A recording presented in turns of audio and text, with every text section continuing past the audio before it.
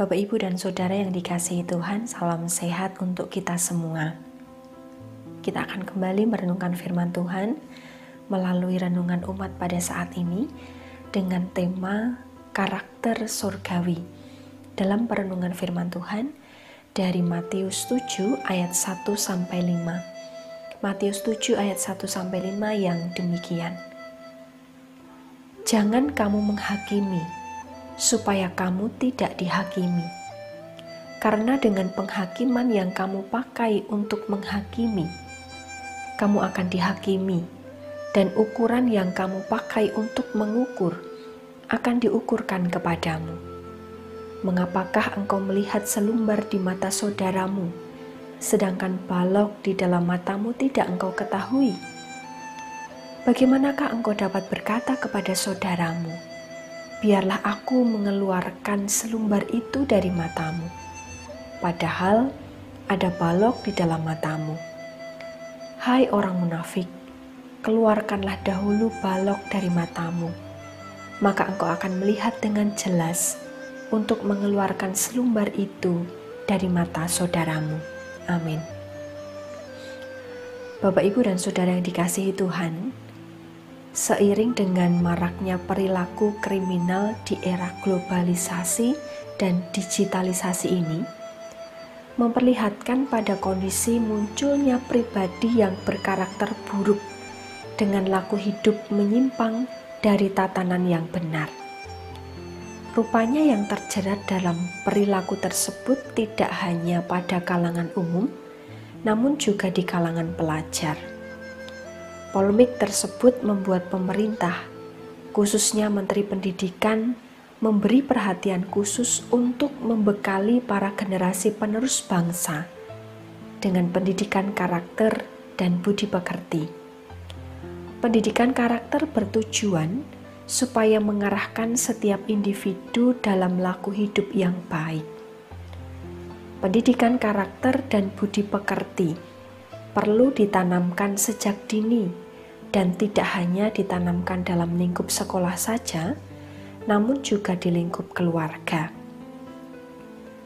Tuhan Yesus dalam kesempatan berkhotbah di bukit, Ia menanamkan kepada para pendengar dan para murid supaya mereka menjadi pribadi yang berkarakter surgawi.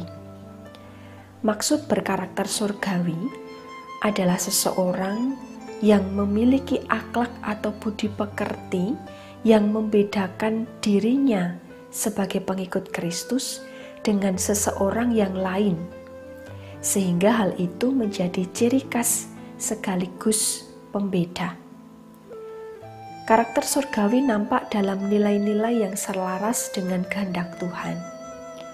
Nilai-nilai yang dimaksud ialah nilai-nilai kekristenan, sebagaimana yang diajarkan oleh Rasul Paulus kepada jemaat Galatia terkait dengan buah-buah roh. Galatia 5 ayat 22-25 menyatakan, tetapi buah-buah roh ialah kasih, sukacita, damai sejahtera, kesabaran, kemurahan, kebaikan, kesetiaan, kelemah lembutan, penguasaan diri. Tidak ada hukum yang menentang hal-hal itu. Barang siapa menjadi milik Kristus Yesus, ia telah menyalibkan daging dengan segala hawa nafsu dan keinginannya. Jikalau kita hidup oleh roh, baiklah hidup kita juga dipimpin oleh roh. Karakter surgawi terwujud atas pimpinan Roh Kudus. Seseorang yang dipimpin oleh Roh Kudus akan dimampukan menjadi pribadi yang berkarakter surgawi. Sebab Roh Kudus menuntun pada laku hidup seturut dengan kehendak Tuhan.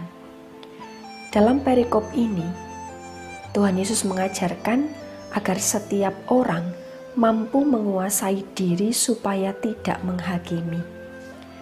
Bagaimana bisa menguasai diri? Adalah dengan berintrospeksi diri, bukan hanya mencari kesalahan yang tanpa dasar dari hidup orang lain, tetapi juga mampu melihat diri sendiri dengan segala kelemahannya.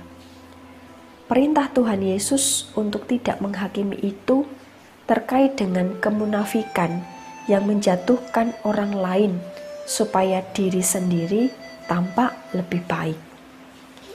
Yang dikehendaki oleh Kristus ialah agar para murid tidak menghakimi orang lain secara gegabah.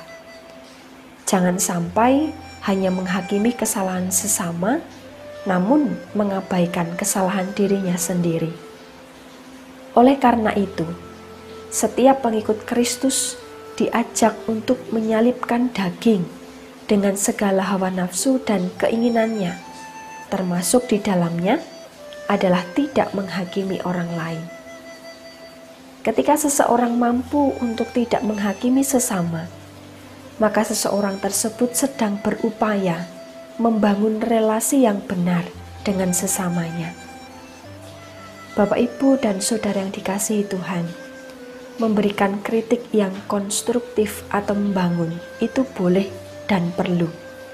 Karena kritik atau masukan yang konstruktif itu bermanfaat sebagai jalan kebaikan dan pemulihan.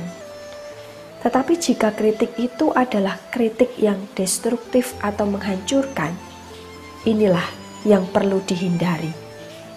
Kristus mengajak kita untuk senantiasa berefleksi akan diri dan kelemahan kita, sehingga kita senantiasa mengakui akan keberadaan Tuhan Sang Hakim sejati.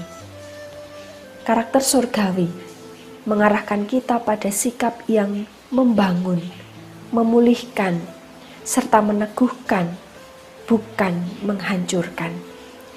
Karakter surgawi terwujud atas pimpinan Roh Kudus dan pengenalan akan Tuhan. Mari kita memohon pertolongan Roh Kudus, sehingga kita dimampukan untuk memiliki karakter surgawi dengan upaya sederhana, yaitu menjadi saudara bagi sesama kita, bukan menjadi hakim bagi mereka. Teruslah berproses menjadi pribadi yang berkarakter surgawi. Roh Kudus memimpin hidup kita. Amin.